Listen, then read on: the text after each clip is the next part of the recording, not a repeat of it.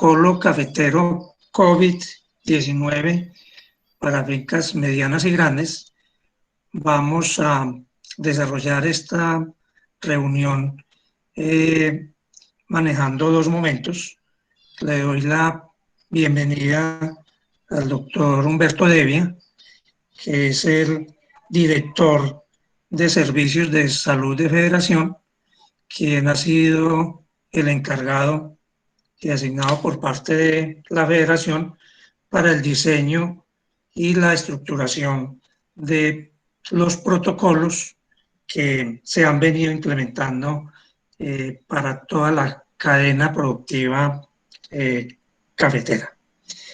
Nos acompañan también aquí en esta reunión y les doy un cordial saludo a los coroneles Luis Alberto Gómez Luna, comandante de la Policía del Departamento Caldas, al coronel Vera, comandante de la Metropolitana y Villa María, al coronel Carreño, que es el comandante operativo de la policía, y ha sido asignado por los mandos como enlace con el gremio cafetero, muy especialmente con la dirección ejecutiva, para atender todos los temas relacionados con seguridad y con la intervención de la policía en todos los temas relacionados con aislamiento y aplicación de medidas. Para ellos un cordial saludo. También nos acompañan en esta reunión personas y funcionarios de diferentes alcaldías.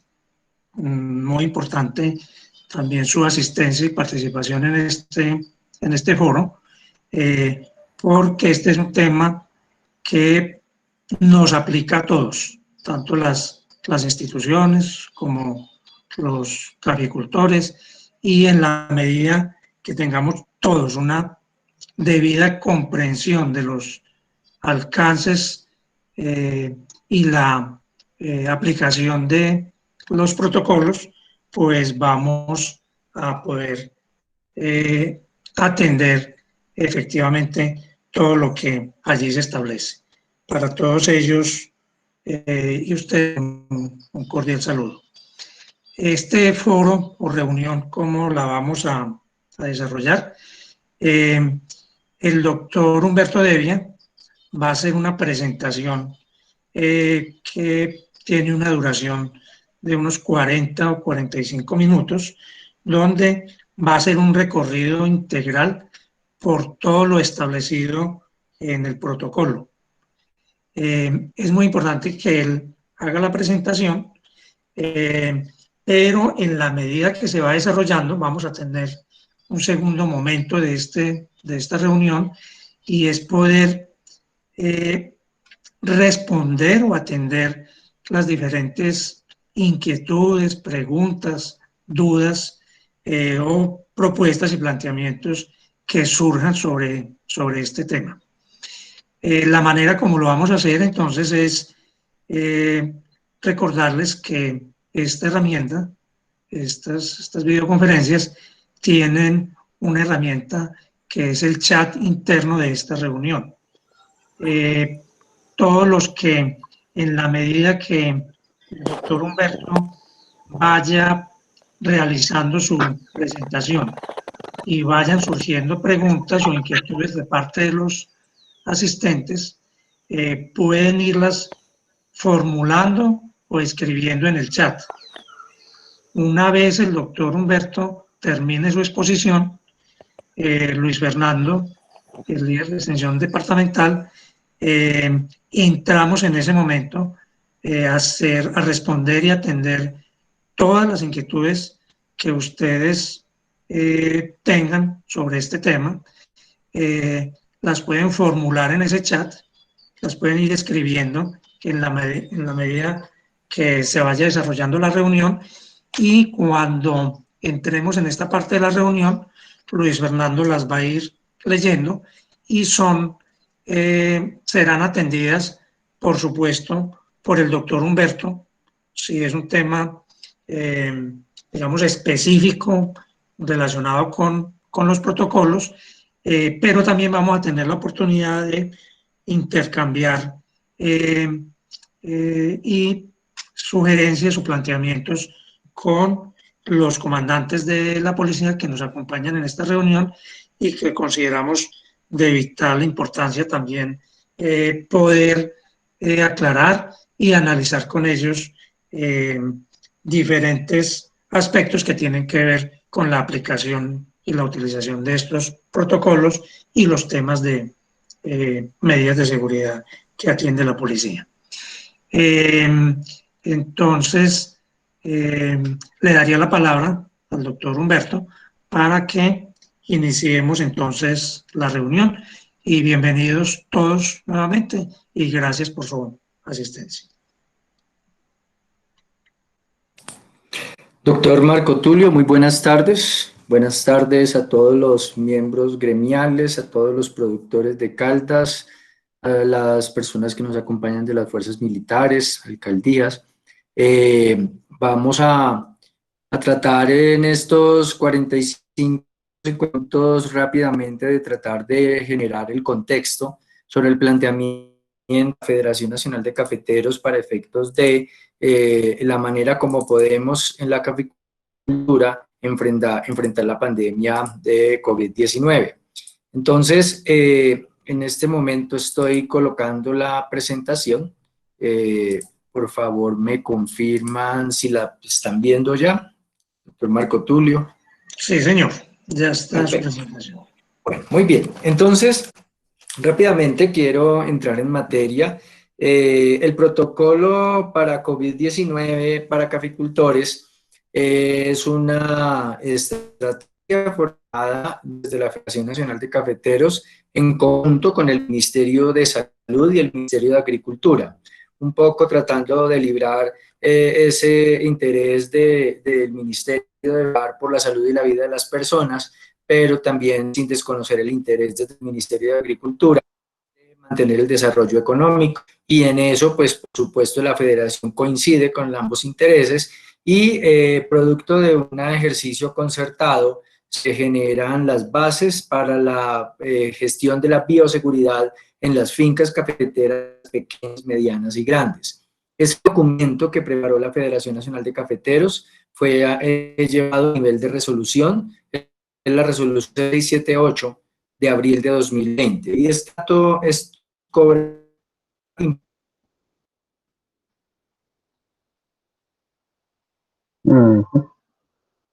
cumplir en términos de seguridad.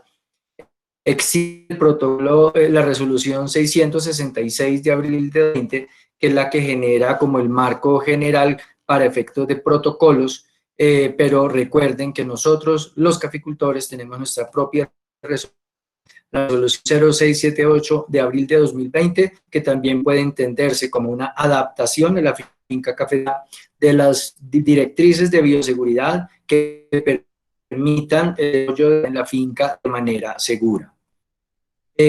Uno de los elementos transversales donde se coincide tanto con la resolución 666 como también la resolución de bioseguridad del subsector agropecuario, que tampoco es nuestra resolución 0678 coincide en los aspectos generales con los otros marcos normativos.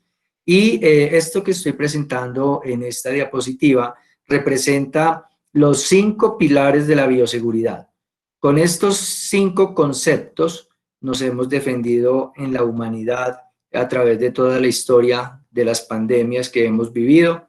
No es nuevo. Con estos mismos conceptos se defendió China, Europa, Estados Unidos. Con eso nos estamos defendiendo en Colombia y con lo mismo nos defenderemos los caficultores ya para efectos de lo que nos resta para llegar y atender la cosecha de fin de año. Estos 5 medidas de bioseguridad son muy importantes. Entonces, en ausencia de vacunas, en ausencia de medicamentos, estas son nuestras herramientas y funcionan como una fórmula matemática. En la medida de que una persona, una finca, una vereda, un municipio, un departamento, un país cumple con estas 5 medidas, esa sumatoria es igual a mayor seguridad, menor riesgo de desarrollar COVID-19. Pero cuando comienza a flaquear la estrategia, y a veces sí hacemos, a veces no hacemos, hacemos 1 que es distanciamiento físico, pero no hacemos 5 que es saludar con una venia, entonces ya la fórmula matemática de la bioseguridad comienza a flaquear, ya a aumentar el riesgo del COVID para una persona, para una familia, para una vereda. Quiere decir esto que el papel de todos es velar, esforzarnos, decirlo, verificarlo, propiciarlo, que suceda dentro de la finca. Y entonces ustedes con esto defienden la finca pequeña, la finca mediana y la finca grande.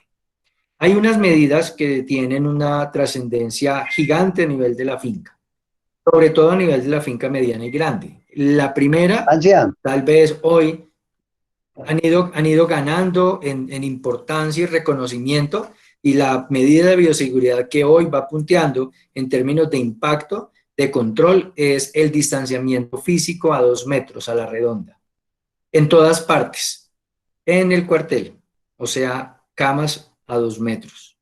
En los camarotes, 1 persona por camarote.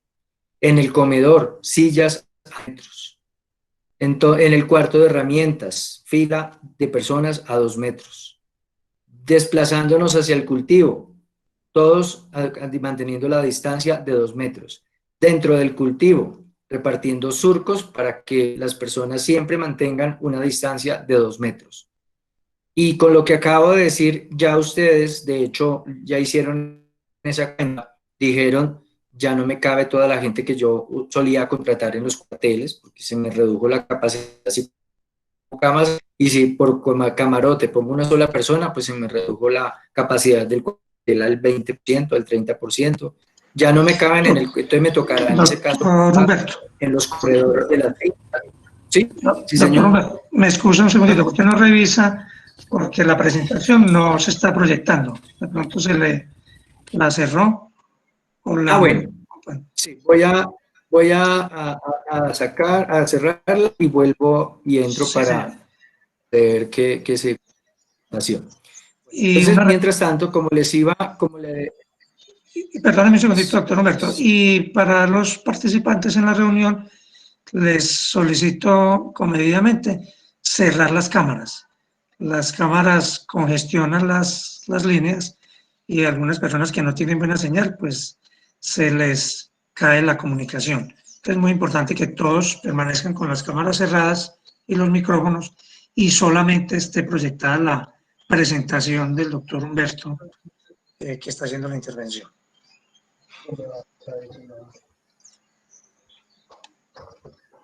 Entonces, gracias, doctor Marco.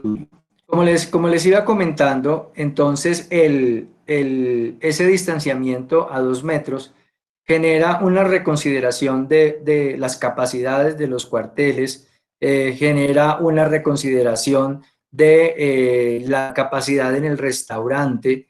Entonces, a pensar en tener más grupos para las duchas, grupos, turnos para los baños, turnos para el desayuno, para el almuerzo, para la cena, y entonces vean cómo esa medida de distanciamiento físico reconsidera toda la operación, sobre todo a nivel de la finca mediana grande.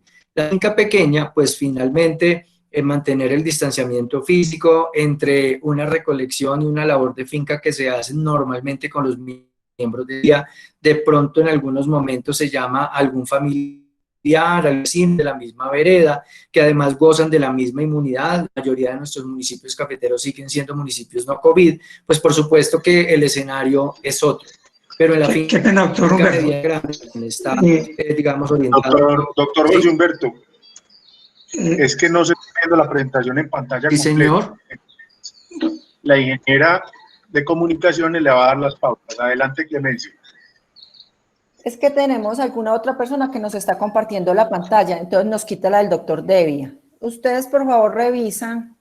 Doctor Devia, usted se sale de la presentación y vuelve a entrar, por favor. Doctor, porfa, deje de compartir la pantalla y vuelva a compartir. Ya dejé de compartir. Listo, vuélvala a compartir, por favor.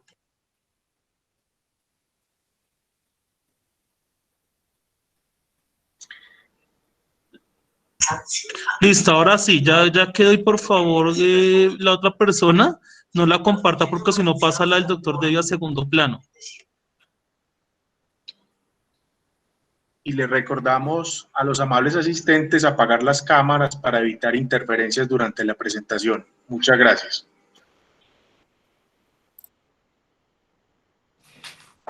Entonces, les decía, este distanciamiento físico se convierte en uno de los pilares claves de la bioseguridad en la finca cafetera y que genera una reconsideración sobre entonces si podemos utilizar los corredores de las fincas, si podemos instalar carpas, si podemos recurrir de pronto a las fuerzas militares, si nos pueden colaborar con campamentos que se puedan instalar de manera durante la época de la cosecha en las fincas y de esta manera tratar de alojar a una fórmula nueva, el menor número de personas posible para recoger toda la cosecha en la finca cafetera, dadas las consideraciones de restricción que tenemos en este momento de capacidades.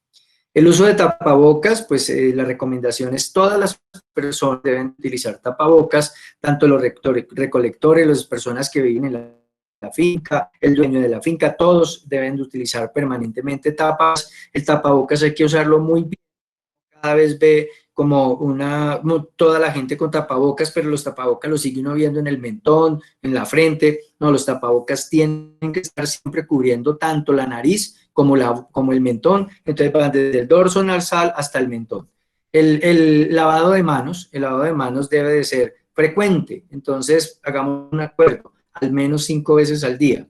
Y ese lavado de manos frecuente implica que propiciemos que esto suceda, colocando puntos de agua donde las personas con mangueras, extensiones, puntos de agua donde las personas se puedan lavar las manos, que en ese sitio tengan una barra de jabón, si es posible que tengan toallitas de papel y una bolsa negra para ir colocando allí estas toallas y de esta manera no solamente contar con la buena voluntad de todas las personas que nos acompañarán en la cosecha, sino que además las condiciones permitan que las personas realmente puedan atender esa medida de bioseguridad.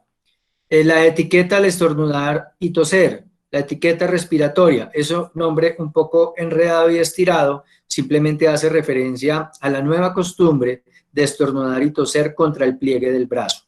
Y como estamos a 2 metros y tenemos tapabocas y no nos ven la cara, entonces nos toca aprender a saludar con una venia y unas palabras que nos las alcancen a escuchar a 2 metros, de tal manera que evitemos que se acerquen las personas. Entonces, esto que ustedes ven acá parece, no es instrumentado, no es tecnología, es comportamiento.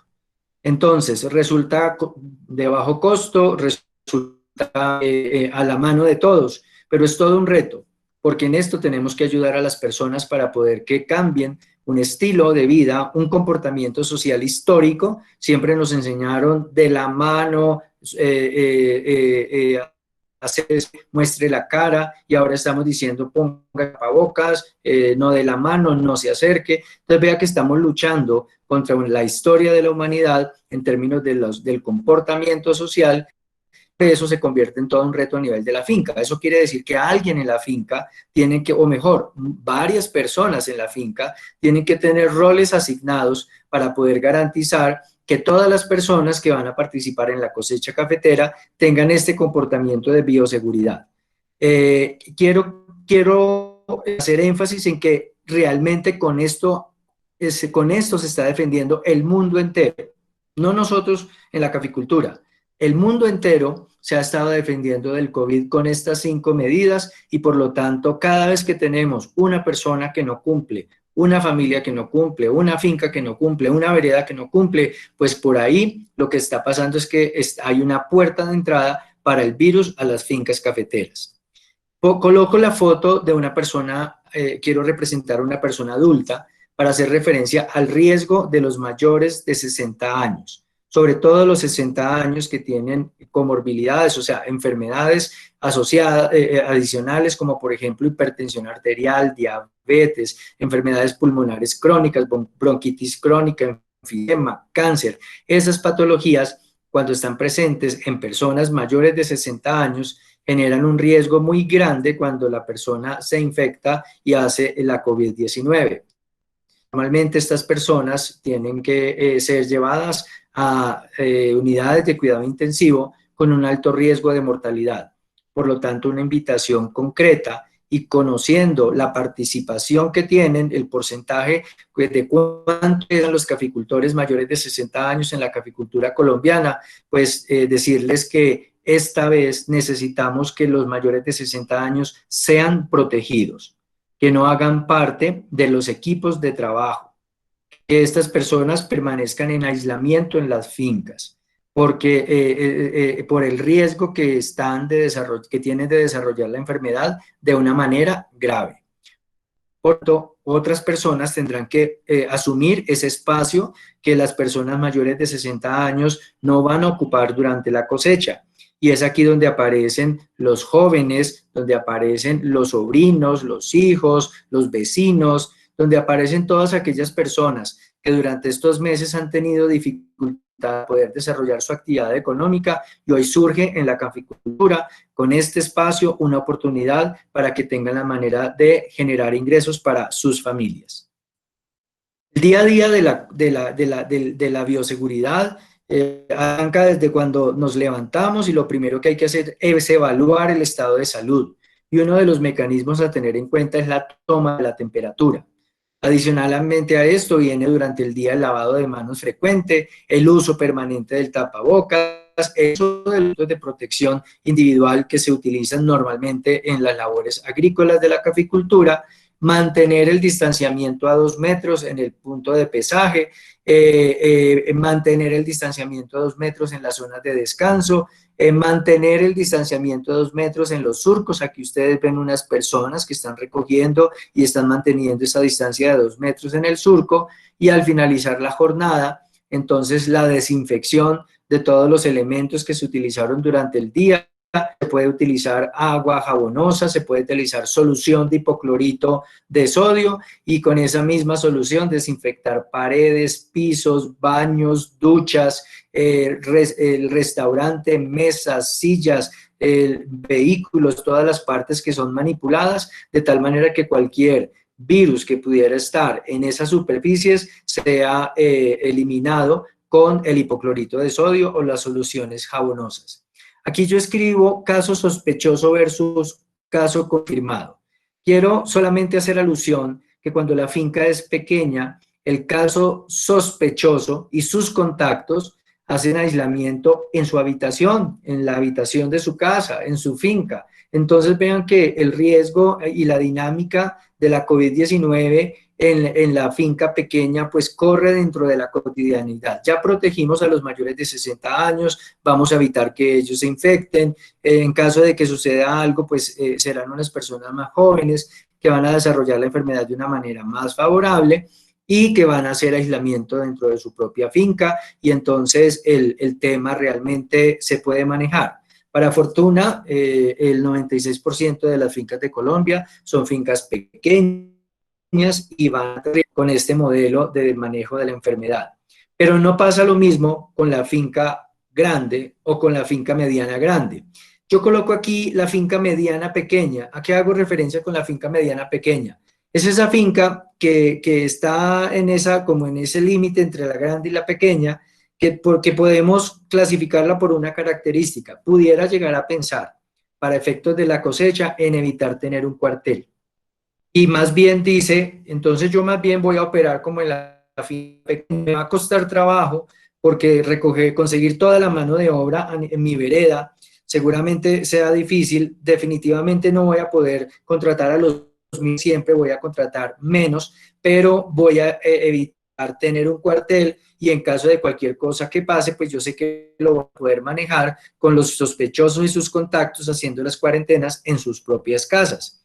Pero ya la finca mediana, grande, que ya definitivamente no puede prescindir de un cuartel, que tiene que invitar gente de otras partes para poder lograr la recolección de su cosecha, por supuesto que ya entra en una nueva dimensión, que es la que voy a comentar a continuación. Quiero hacer énfasis en el manejo del caso sospechoso y el caso confirmado. Y aquí esto es muy importante. Entender esta slide, esta idea, marca la diferencia en el futuro de manejo de la pandemia en la región. Las medidas de aislamiento durante 14 días se ejecutan, se intervienen, se activan sobre los casos sospechosos, no sobre los casos confirmados. ¿Qué es un caso confirmado? Un caso confirmado es un paciente que tiene signos y síntomas de COVID, que le tomaron una prueba de laboratorio, que esa prueba se está demorando 5, 6, 7, 10 días a veces en llegar el reporte y confirma que tiene COVID. Durante esos 5, 6, 7... ¿Qué dijo Natalia? Mientras llega el reporte, es probable que haya contagiado a personas. Entonces, si yo sigo teniendo una persona sospechosa de COVID, que siga trabajando porque pues todavía no ha llegado el resultado de la prueba, pues mientras tanto cada día está teniendo contacto con personas y estas a su vez están contagiando a otros, y cuando ustedes se dan cuenta van a tener un número muy importante de contagiados en su finca esperando el resultado del primer caso, que es COVID positivo. Entonces, vea, por favor, tengan en cuenta esto, no se actúa sobre el caso confirmado solamente, se actúa desde que hay sospecha de casos. Y ustedes dirán, pero si eso es muy común, es muy frecuente que uno, para comenzar, los signos y síntomas de COVID se parecen a los de una gripa. Es frecuente que en época de cosecha uno vea gente con esos síntomas. Por lo tanto, ¿los vamos a considerar como casos sospechosos? La respuesta es sí. En este momento, todo cuadro gripal es COVID hasta que no se demuestre lo contrario. Entonces, tenemos que aislar tanto al sospechoso, o sea, la persona que amaneció con fiebre, tos, malestar, como a los contactos. Es decir, él dice así, yo ayer estuve muy cerca de Pedro y de Marta. Entonces, ¿quiénes se van a aislamiento? El caso sospechoso, Pedro y Marta. Esas personas tendrán que notificarse a la Secretaría de Salud, realizarles las pruebas confirmatorias. Si los casos se confirman, pasarán a una zona que es de casos confirmados. Si la prueba dice que es negativa, pues estas personas pueden volver a la finca con medidas de bioseguridad para evitar contagiar a otros y generar confusión, pero fíjense que uno no espera hasta la confirmación de los casos, porque en ese periodo de tiempo, mientras yo declaro el caso, tomo pruebas y llega el reporte, contagiar a muchas personas será como lo que va a suceder.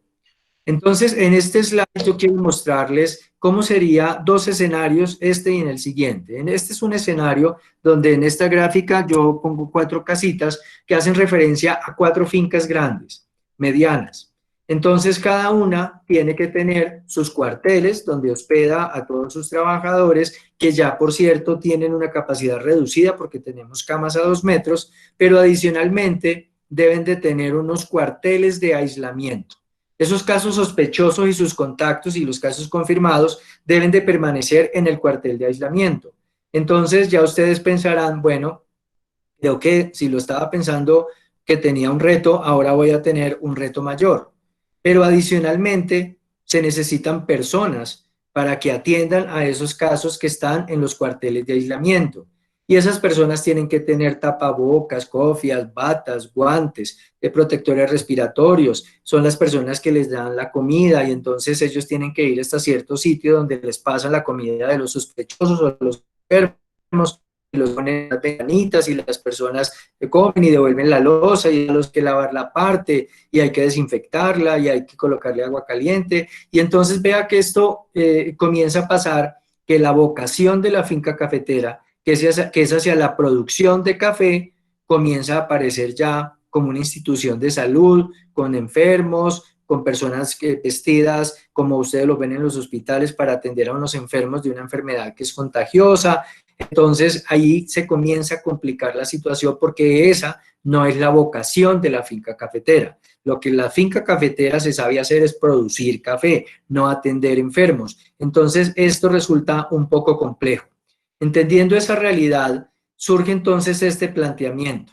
Lo que decimos es que los enfermos, los sospechosos y sus contactos y los confirmados estén en un cuartel de aislamiento regional, en una central de aislamiento regional. Esa central de aislamiento regional puede ser una escuela, puede ser un hotel, de esos hoteles de las zonas suburbanas que llevan varios meses sin operar y que ya tienen camas, tienen cocina, tienen salas donde la gente puede alojarse de una manera mucho más cómoda. Cuando uno piensa en una escuela, pues le toca pensar por conseguir las camas, por conseguir la cocina, por una cantidad de adecuaciones para poder usar un cuartel de aislamiento, una central de aislamiento regional. Yo solo a un ejemplo.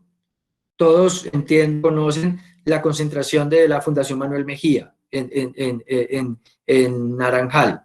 Entonces, ese es un ejemplo típico de un cuartel, de una central de aislamiento regional. Ustedes ven unos pabellones con camas, varios pabellones donde uno puede tener a los hombres sospechosos, a los hombres confirmados, a las mujeres sospechosas, a las mujeres confirmadas, ¿cierto? Y estas personas tienen que estar ahí durante 14 días en aislamiento, al menos 14 días. Entonces son 14 días donde yo los tengo que poner a hacer algo. Entonces hay unos salones donde se pueden realizar algunas actividades, ahí puede colocar uno una sala de televisión, pueden realizar algunas labores en las agrícolas, porque recuerden que la mayoría de las personas que van a estar en esa central de aislamiento son personas que tienen o pocos síntomas o ningún síntoma. Entonces, si yo no hago eso, pues estas personas van a comenzar a tener problemas entre ellos, se me van a ir del cuartel de aislamiento y van a comenzar a regar la enfermedad por la región. Entonces, vea que ese, por ejemplo, sería el caso típico, solo si sirve desde el punto de vista de su ubicación, pero es un modelo típico como infraestructura para efectos de un cuartel de aislamiento regional. Pero no necesariamente tiene que ser así. Entonces también vale un hotel, también vale una escuela, también vale una bodega, ¿cierto? Áreas donde ustedes que para la región se puedan convertir en el sitio donde las personas de casos sospechosos o confirmados permanezcan hasta cuando se les dé de alta.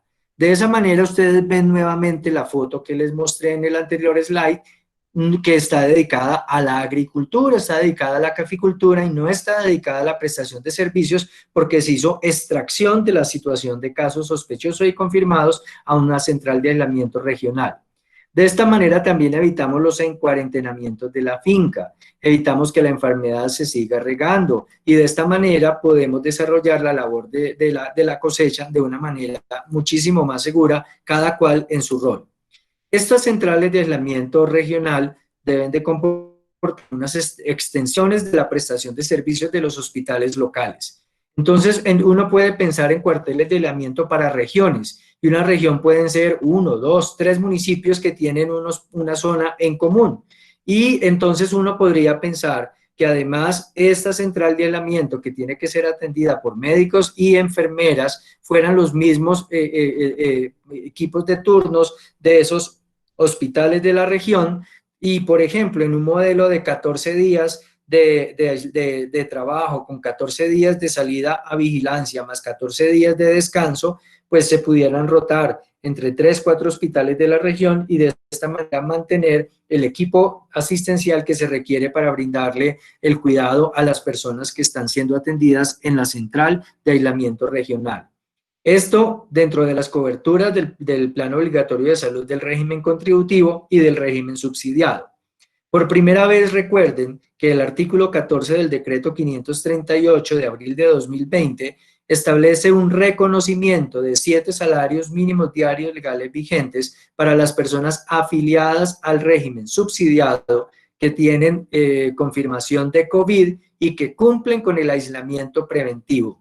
Entonces, si por ejemplo tenemos un caficultor que desarrolló la enfermedad y permanece hasta que se le dé de alta en el cuartel de aislamiento, la EPS subsidiada le reconocerá estos 7 salarios mínimos diarios legales vigentes a esa familia, porque es un reconocimiento familiar para esa persona, ese núcleo familiar que tiene un caso de COVID.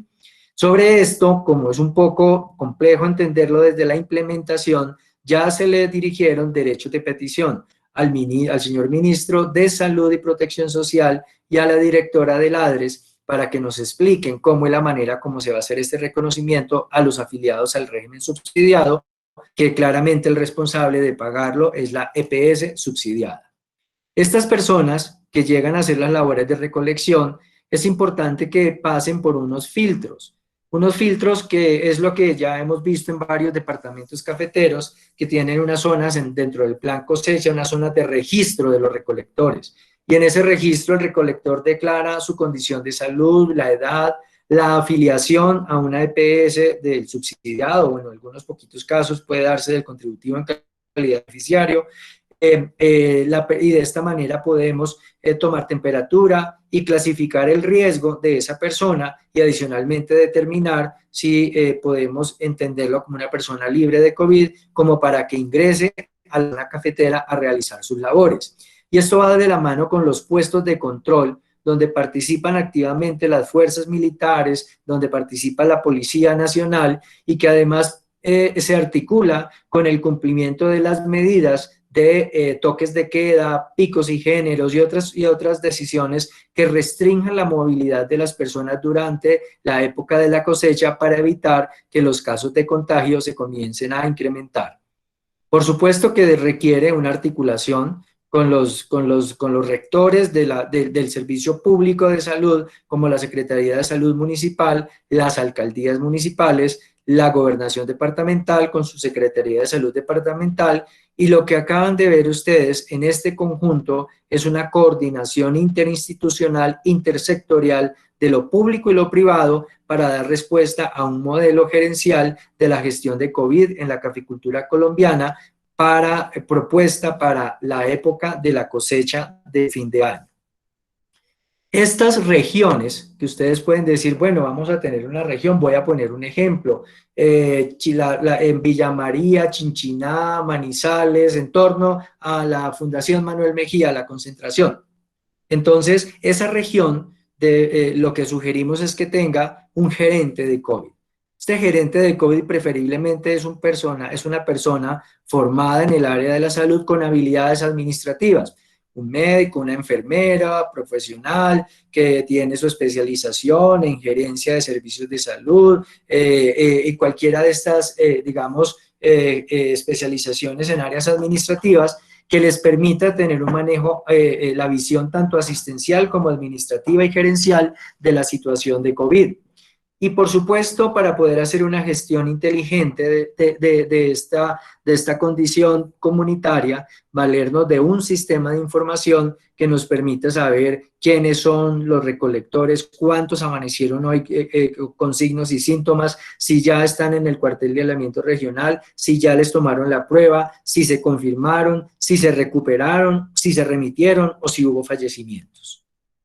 En esta central de aislamiento regional, ¿qué hace el personal asistencial? Valora los casos y toma muestras de PCR para confirmación del diagnóstico de COVID, mantiene la estancia para los casos sospechosos hasta cuando se confirmen, mantiene la estancia para los casos confirmados que tienen pocos o algunos síntomas y remite a instituciones de mayor complejidad cuando se presenten situaciones de complicación de la COVID en algunas personas. Como les digo, sobre todo las personas adultas tienen ese riesgo. Por lo tanto, se requiere para poder prestar esos servicios médicos, auxiliares, soporte de aseo, cocina, vigilancia, proveerles toallas, jabones, tapabocas, mantener medios de comunicación con la red, con el gerente de COVID, con la Secretaría de Salud departamental, municipal, garantizar los servicios públicos y medios de transporte, preferiblemente tanto administrativo como asistencial, para efectos de garantizar los servicios de manera articulada con la red de la región. Esta es una foto de un cuartel de aislamiento para COVID en Costa Salguero, en Argentina.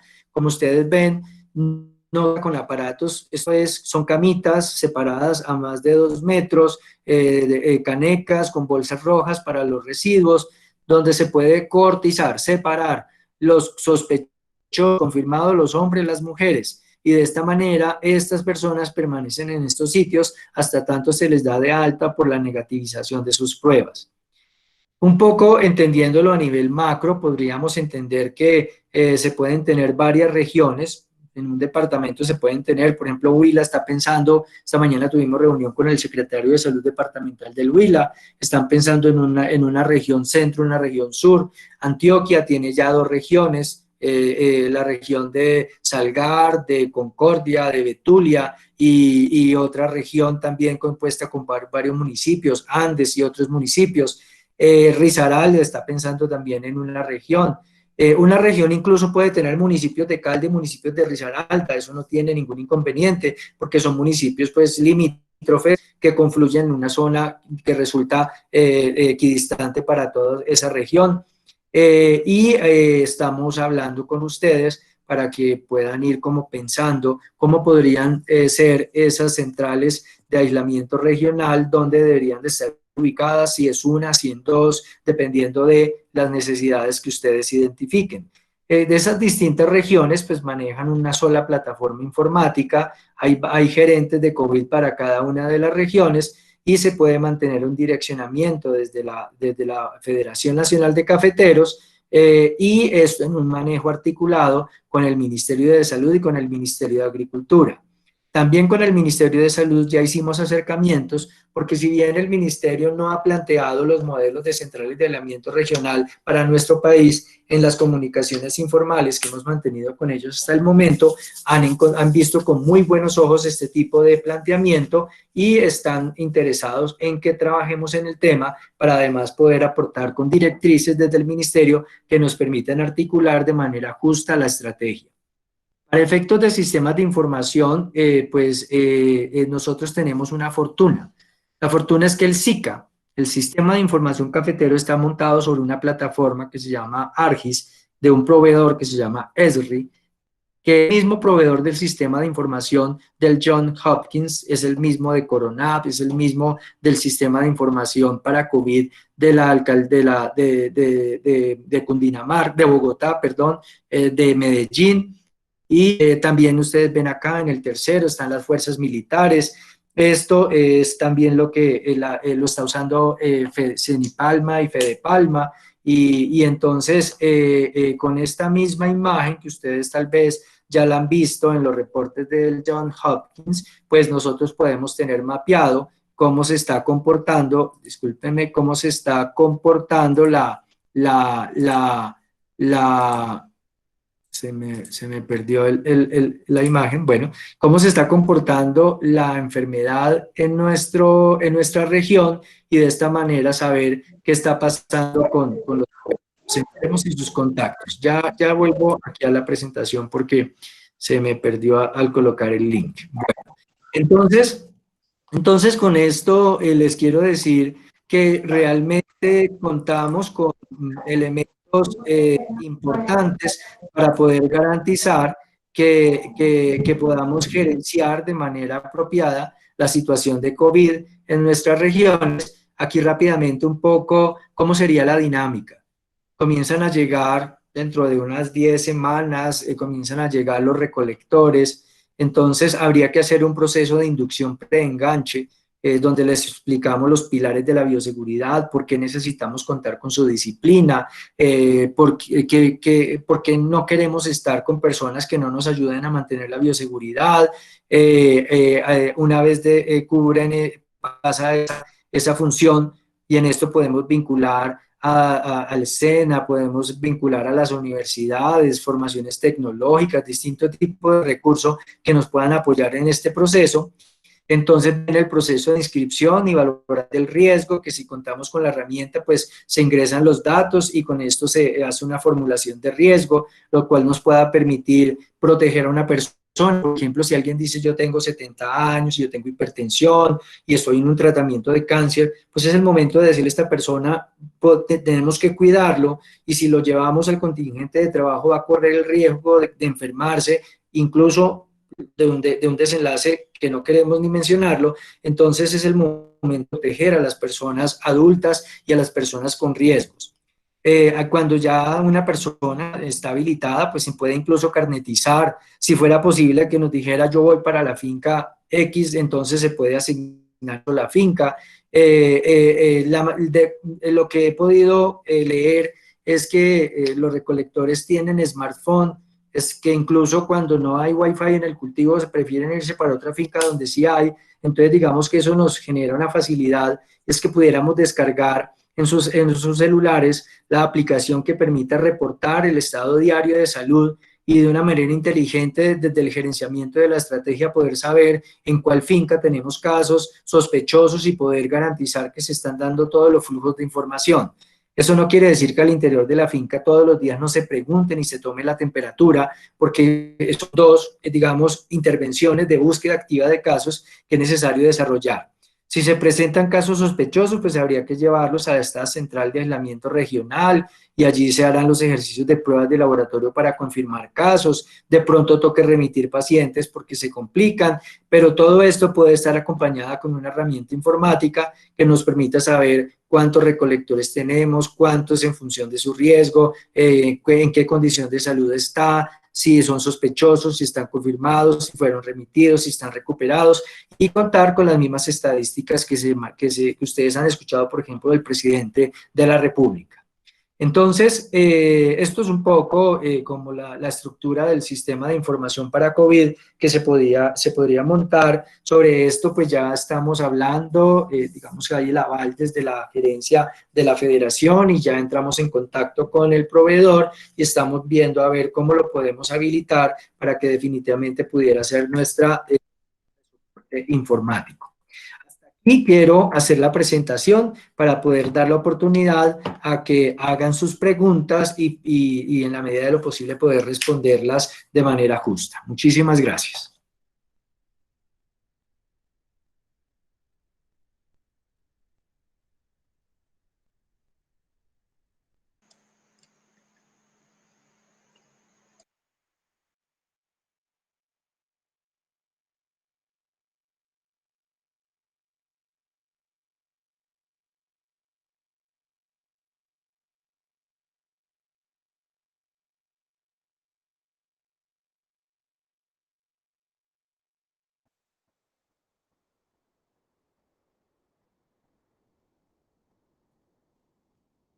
Doctor Marco Tulio.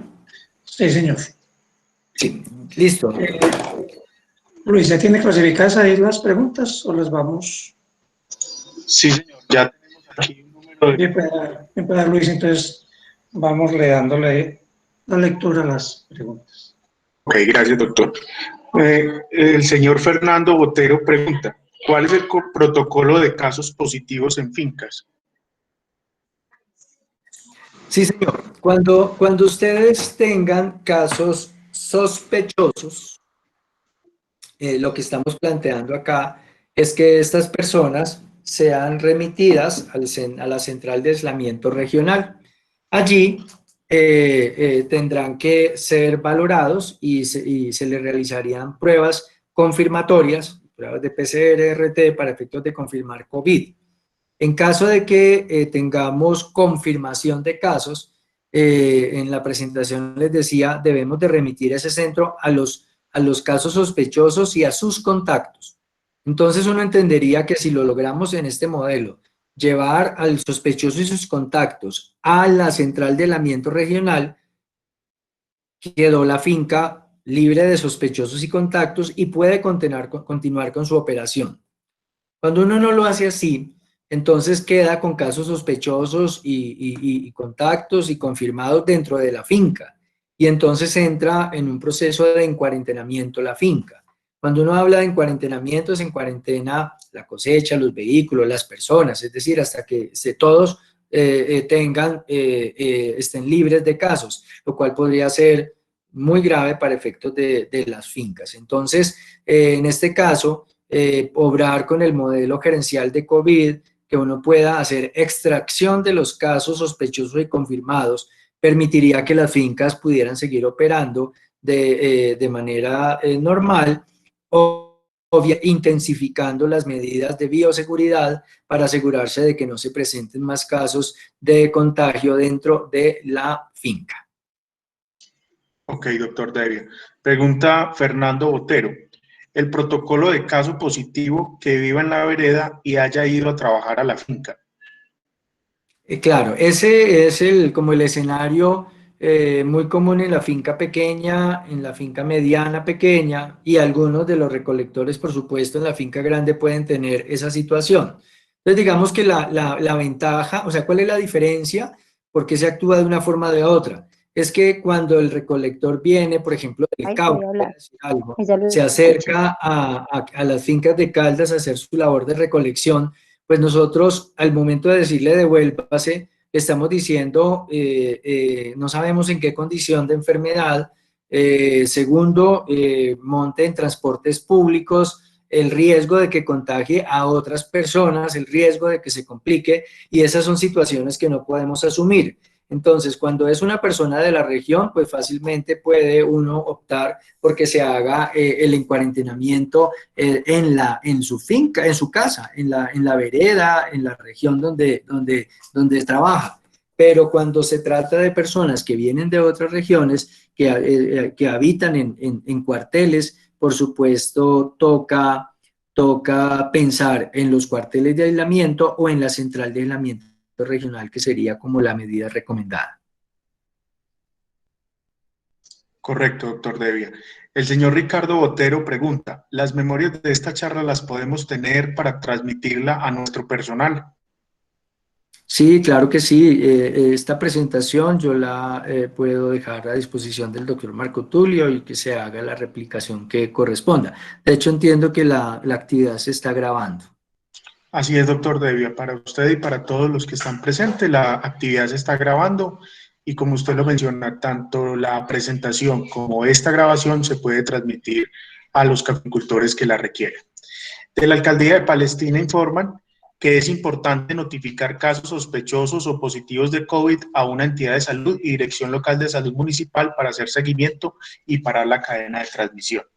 El señor Fernando Botero pregunta, ¿el cuartel de aislamiento debería ser uno por municipio? Preferiblemente regiones.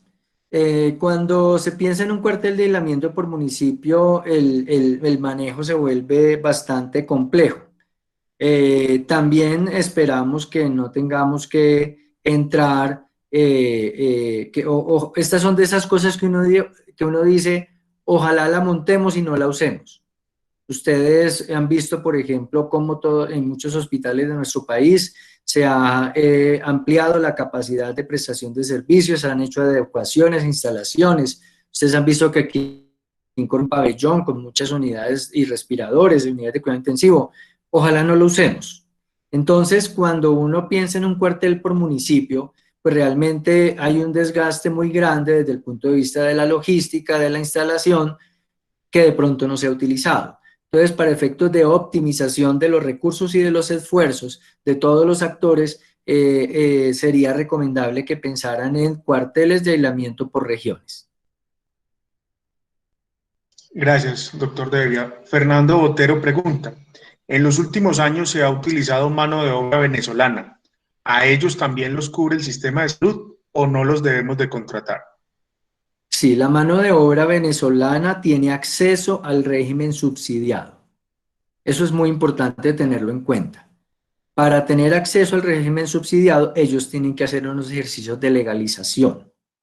Entonces, la mano de obra venezolana, y digamos que para tranquilidad de todos, recuerden que todo lo que se requiera desde el punto de vista de las prestaciones asistenciales y las económicas que hoy establece el artículo 14 del 538 en el régimen subsidiado es para todos, independiente de si son colombianos o son de nacionalidad venezolana.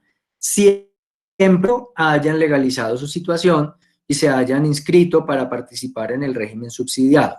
Y eso es uno de los puntos de control importantes cuando uno piensa en esos puntos de registro en el plan cosecha de todos los recolectores. Una de las verificaciones que se debe de hacer es que cuenten con una afiliación activa al sistema de salud, de tal manera que si tenemos población venezolana que hizo su ejercicio de legalización y que está afiliado al régimen subsidiado, pues yo estaría como en las mismas condiciones desde el punto de vista de los requisitos de trabajo para hacerlo como una persona del régimen subsidiado de nacionalidad colombiana.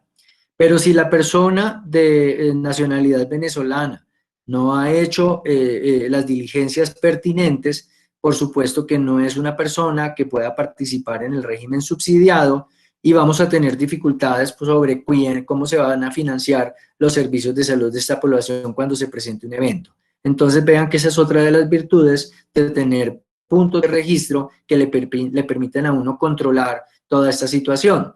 En el registro uno, por ejemplo, pudiera carnetizar y pudiera asignar a una finca. Entonces, si las fuerzas militares encuentran población venezolana que dice que está haciendo labores de recolección, pero que no tiene ese carnet en el punto de registro, pues ya uno entiende que son personas que no están cumpliendo con unos mínimos necesarios, que no es que los venezolanos no puedan participar, sí pueden participar en el régimen subsidiado, pero tienen que hacer las legalizaciones correspondientes.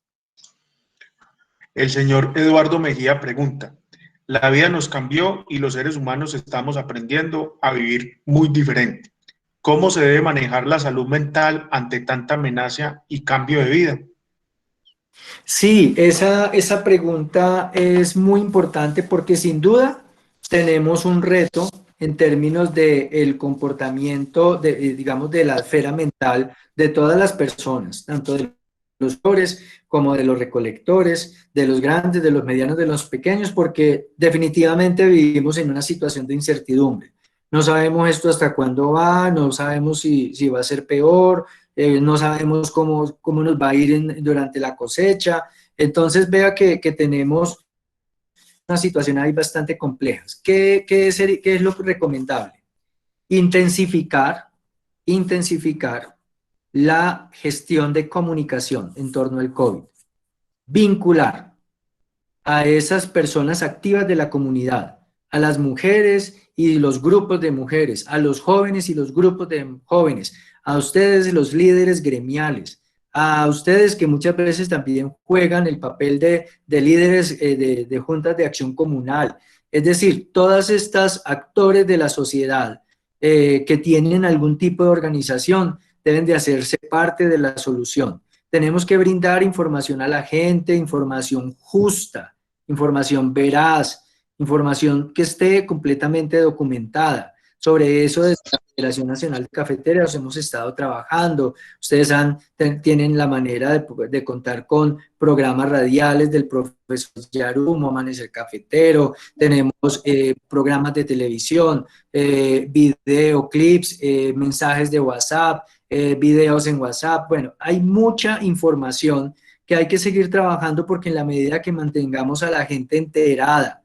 que sepamos para dónde vamos, cómo lo vamos a hacer, qué se puede hacer, qué no es recomendable hacer, pues por supuesto que vamos llenando ese vacío que genera, digamos, propio de la incertidumbre, lo vamos llenando con conceptos concretos, veraces, oportunos, que le permitan a la gente tener un poco mayor de certeza sobre cómo actuar en la pandemia. Entonces, para cuando se esté acercando la cosecha, tenemos que intensificar la comunicación ya no de cara a los productores, sino intensificar la comunicación de cara a los recolectores, darles a ellos los mensajes que les corresponda para poder también que tengan la manera de comportarse de manera articulada y justa con el planteamiento que se está haciendo desde los productores de café.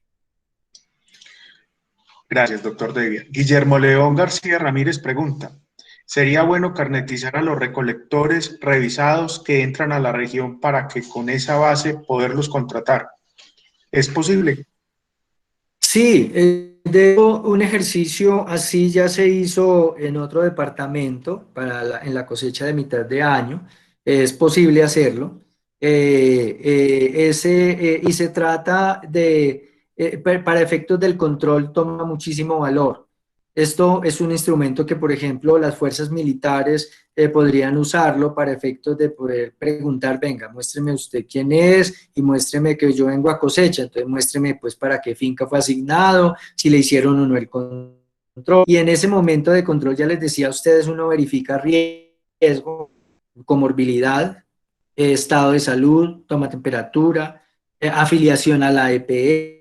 Es como lo dice el protocolo para COVID-19 de caficultores y la resolución 678, además firmar una declaración que establece la resolución que los recolectores deben de firmar para poder hacer estas labores de recolección en las fincas.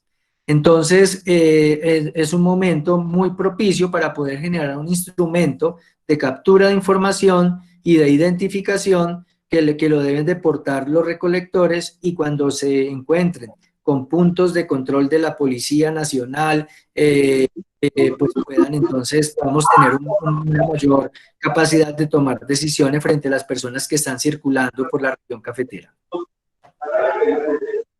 bien. Marcelo Salazar pregunta, ¿quién administra las centrales de alimentos regional? Y Luz Adela Aristizábal Zapata pregunta algo similar, ¿en quién recae la obligación de crear el cuartel regional? Bien. Sí, estas preguntas son bien importantes. Entonces, primero es que esto debe ser una iniciativa que se proponga y se genere desde lo público.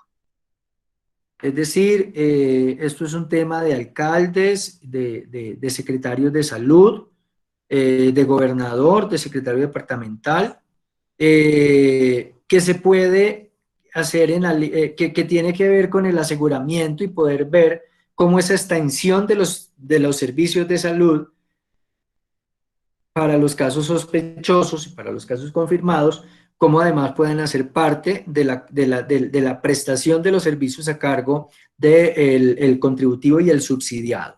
Entonces, hasta ahí estamos hablando de una dimensión de lo público.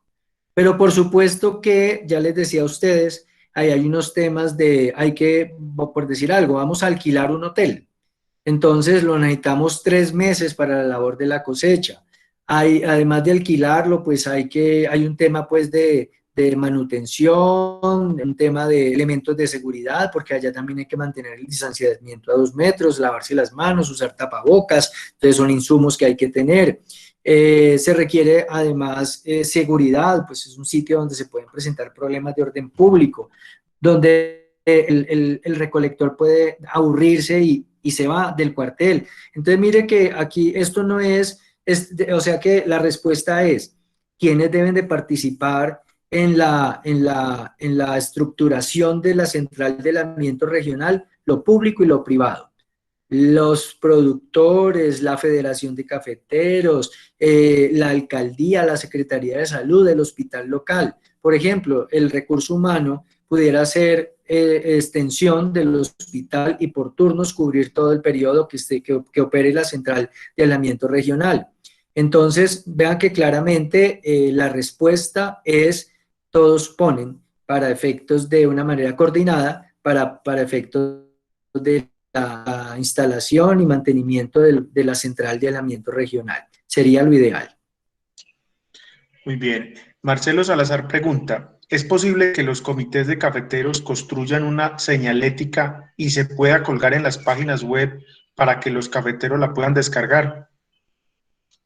Sí, sí, es posible. De hecho, nosotros tenemos incluso una señalética en el protocolo de organización y podemos desarrollar señales para que ustedes las puedan descargar y las puedan implementar en sus fincas. Franci Lidiana Ávila Jiménez pregunta, ¿se tiene un flujograma para COVID-19 según el punto donde se presenta el caso positivo? Un flujograma para...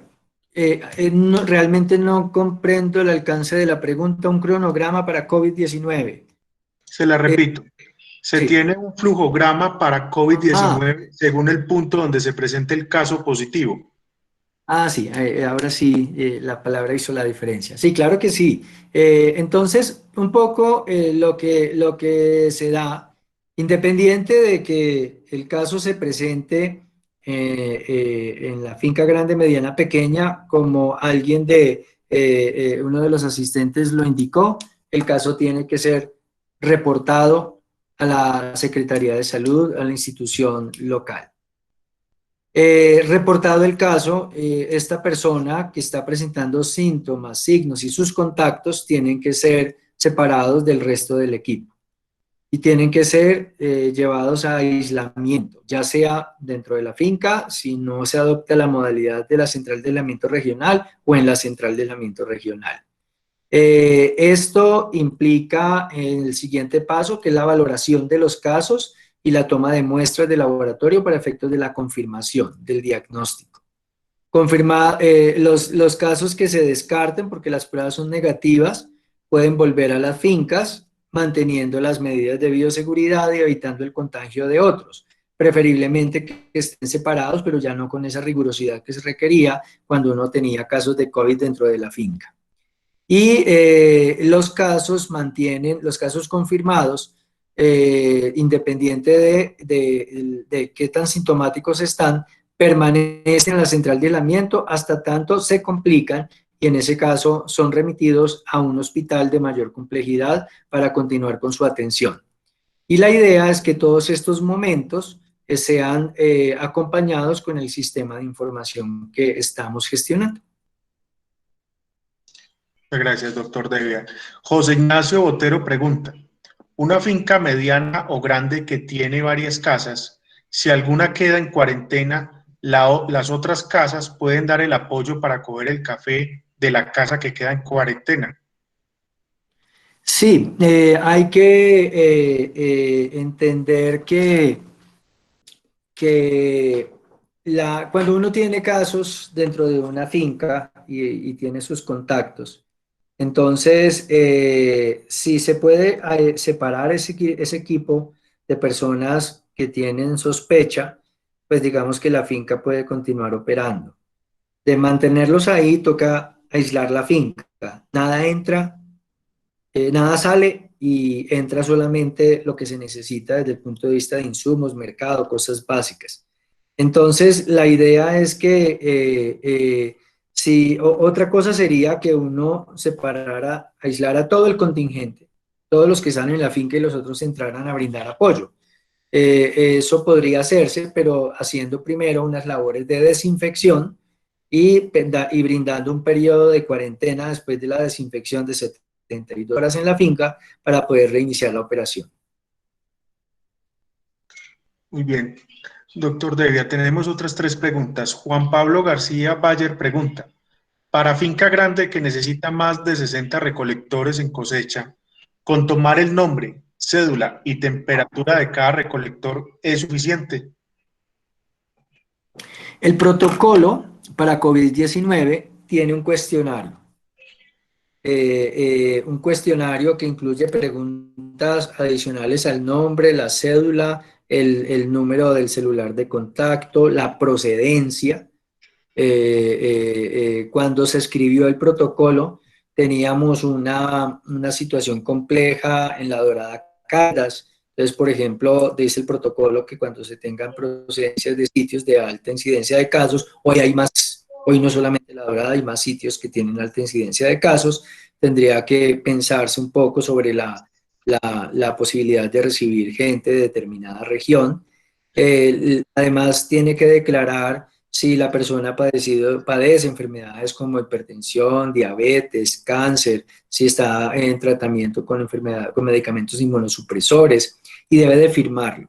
Entonces, yo en este caso, para efectos de las preguntas de ese cuestionario y que tiene que ser firmado por el recolector, los remito al protocolo y ahí van a encontrar esas preguntas que fueron definidas en conjunto con el Ministerio de Salud para efectos del registro de los recolectores. Doctor Devia, Juan Carlos Ardila pregunta, ¿cuál es la responsabilidad civil o legal del empleador ante un empleado si desafortunadamente hay una defunción por COVID? Bueno, ese es un tema bastante frente a cualquier situación que se presente en torno a una actividad laboral tan formal, sea el mecanismo de contratación, surgen 4 tipos de responsabilidades: las laborales, las civiles, las penales y las administrativas. Y frente a una situación que se presente, pues por supuesto que estamos expuestos a que nos llamen a atender las 4 responsabilidades. Frente a las responsabilidades laborales, entendiendo que las personas los recolectores son del régimen subsidiado, que las relaciones que se dan en esta modalidad son trabajos de manera informal, entendiendo que además el sistema de salud colombiano inhabilita a las personas del subsidiado para vincularse al sistema de riesgos laborales y en consecuencia todas las contingencias asociadas a COVID se entienden como de cobertura del régimen subsidiado como una enfermedad general.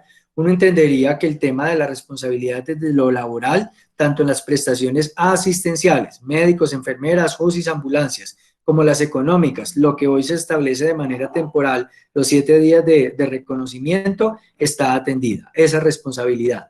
Por supuesto que frente a las responsabilidades civiles, penales, pues deben de mediar primero el inicio de los procesos a nivel legal y las responsabilidades civiles y penales pues existen en la medida de que en la finca cafetera no se le haya dado cumplimiento al protocolo, no se haya propiciado el distanciamiento, se haya permitido que las camas estén a 50 centímetros, no se hubieran implementado puntos para que la gente se lavara las manos. Entonces, cuando se evidencian los incumplimientos de un protocolo que está en una resolución 678, pues por supuesto, frente a un riesgo conocido, se expresa ese riesgo de enfermedad y ocasiona una situación, por ejemplo, de muerte, pues por supuesto que las responsabilidades civiles y penales pueden estar, pero como les digo, son procesos independientes que tendrían que iniciar los familiares y que afortunadamente, pues digamos que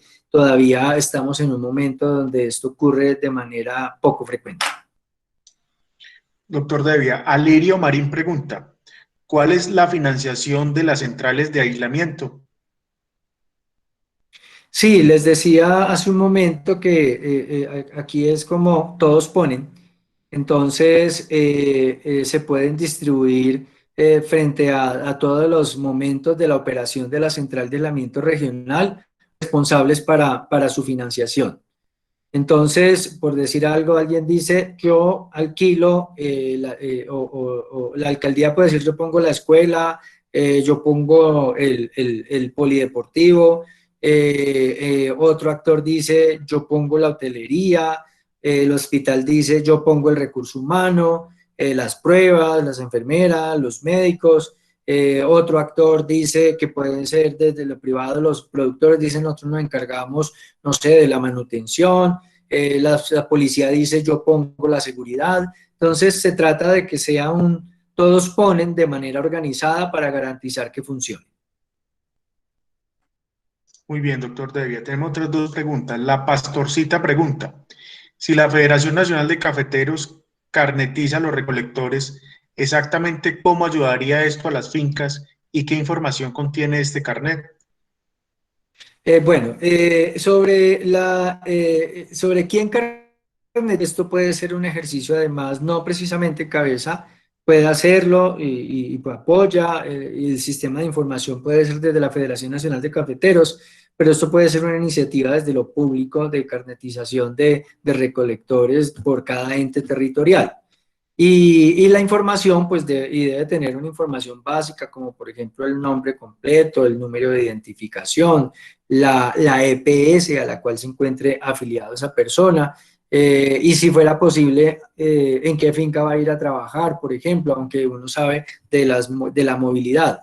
Incluso aprovecho la oportunidad frente a la movilidad, también es conveniente que se pongan de acuerdo entre los productores para restringir la movilidad de los recolectores.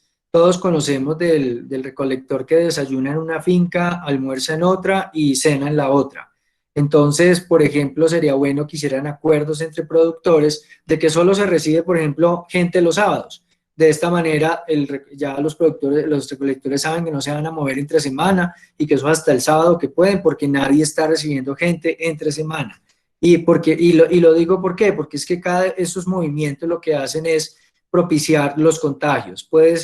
A veces ya lo hemos visto, los recolectores se preocupan ante un caso sospechoso de COVID y se van de la finca y de pronto pueden ser contactos y se van a contagiar a otras fincas. Entonces hay que restringir la movilidad. todo lo que puedan hacer, por ejemplo, dentro del plan cosecha, en hacer acuerdos con las instituciones financieras, en reconsiderar las modalidades de pago que se vuelvan más virtuales, que los pagos no sean precisamente cada 8 días, que se puedan hacer cada 15 días, por ejemplo, de tal manera que el trabajador se vea obligado a permanecer en la finca durante un periodo de tiempo más largo y de esa manera evitar esa movilidad que resulta riesgosa para efectos de la COVID. Muy bien, doctor Devia. Gloria Inés Escobar pregunta, ¿la mayor mano de obra es realizada por personas de 60 años o más? ¿Se pueden seguir contratando o es mejor evitar estas contrataciones? Bueno, sobre eso les decía durante la presentación el papel que tenemos que jugar de protectores de los mayores de 60 años. Hay un podcast que grabamos con el doctor Fernando Gómez, geriatra de Caldas, donde les compartíamos el riesgo tan grande que tienen los mayores de 60 años, sobre todo con comorbilidad, de desarrollar enfermedades graves, incluso mortales. Por lo tanto, nos toca entenderlo desde la protección de las personas mayores de 60 años en época de pandemia.